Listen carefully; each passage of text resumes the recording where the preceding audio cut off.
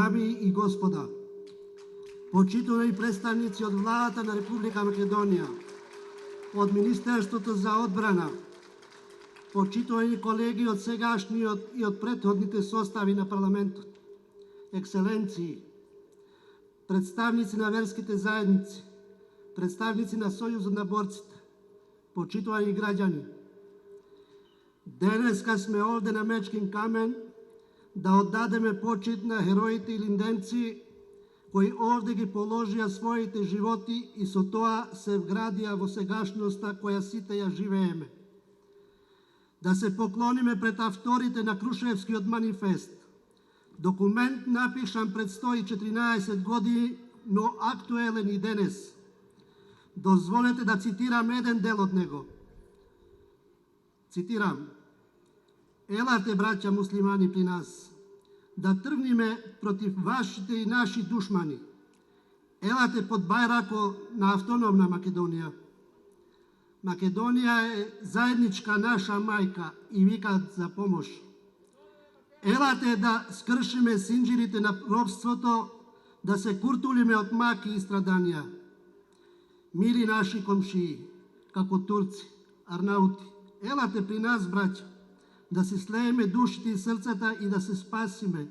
Тание и нашата челјад и пречелјад да живеат мирно, да си работат спокојно и да напредуваат. Крај на цитат.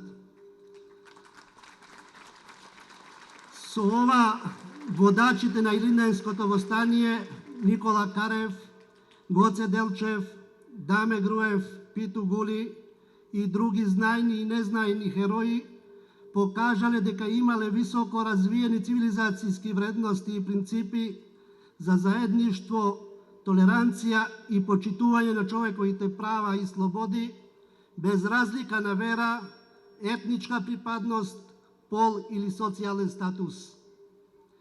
Мислам дека сите ние кои денес живееме во ова наша заедничка држава, треба да бидеме горди што пред повеќе од еден век нашите предци зборувале и се бореле за слобода, за почитување на човековите права, за соживот и толеранција, за мултикултурно и мултиетничко општество. Почитувани пријатели, некој ќе рече дека од историјата не се живее. Тоа е точно. Меѓутоа, да не заборавиме дека историјата на своевиден начин ја детерминира и сегашноста, а и ние како поединци сме историски детерминирани.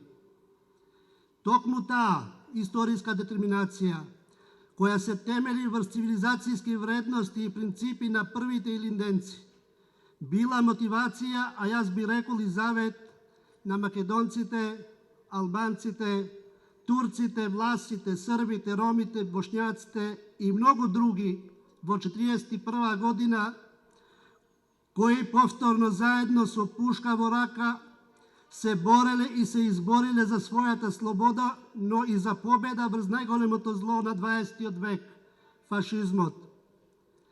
Сакам да го истакнам фактот дека духот на Крушевскиот манифест провејува во текот на целата народно-ослободителна борба, а се материализира и во нашиот втори Илинден, односно во документите на ОСНОМ од 1941 година. Документи во кои јасно се дефинирани општите и посебните човекови права и слободи. Јасно се дефинира мултиетничкиот, мултикултурниот и мултиконфесионалниот карактер на нашата држава.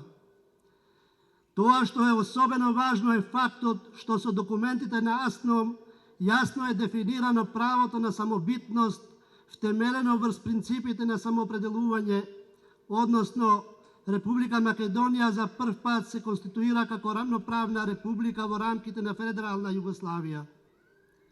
Таа вековна желба, па ако сакате и вековен сон за самостојна држава Македонија како таковина на македонците, албанците, турците, власите, србите, ромите, бошњаците и сите други нејзини граѓани продолжи да се сонува, а се оствари на 8 септември 1991 година со референдумот за самостојна и независна држава Република Македонија.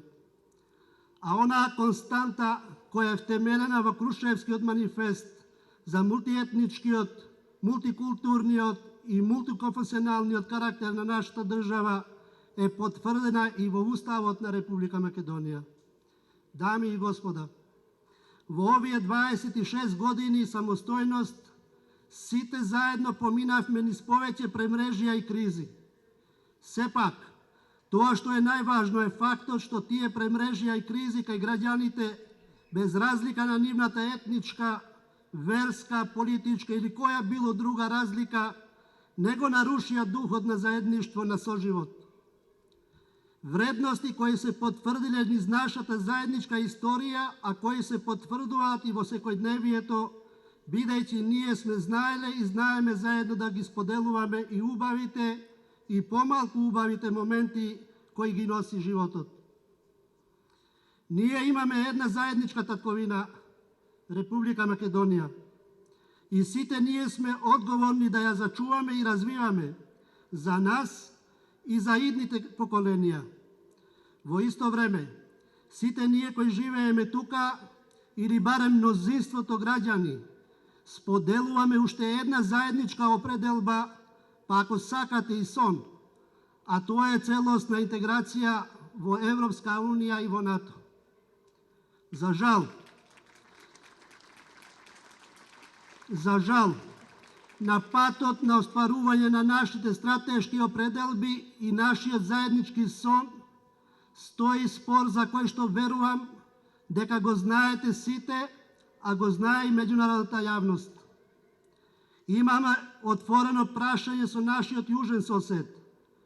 Меѓутоа, јас сум оптимист и сум длабоко уверен дека доколку сите ние пристапиме максимално сериозно и зрело на барањето и изнаоѓањето на решение за надминување на овој реално присутен проблем, ќе се искачиме скалило погоре на скалата на политичката зрелост и одговорност.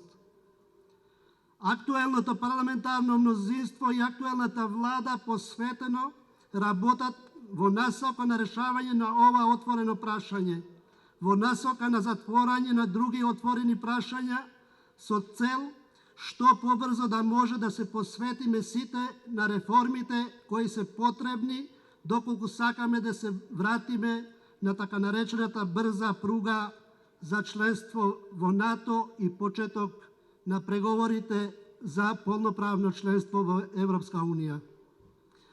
Во мисли го имам пред се развојот на добрососедските односи во регионот, а во тие рамки значаен чекор напред е договорот за добрососедски односи со Република Бугарија.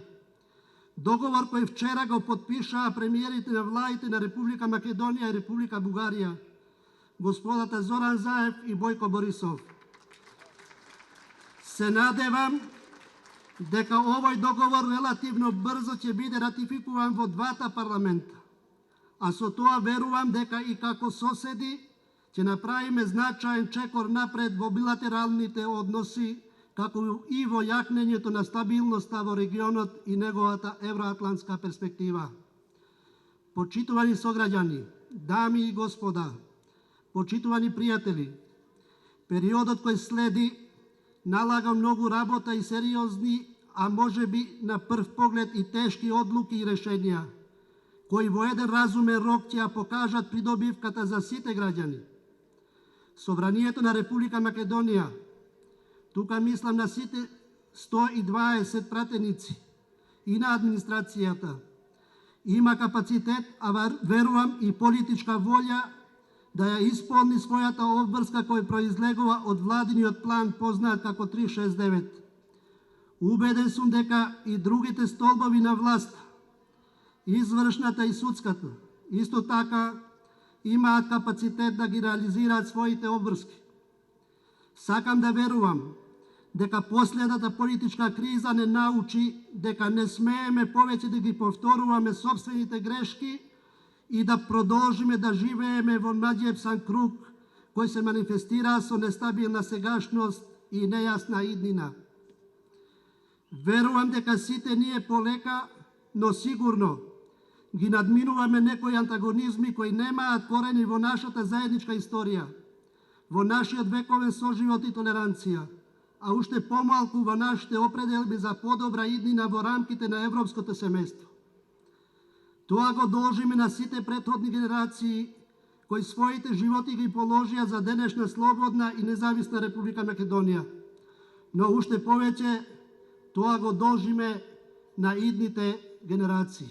Ви благодарам.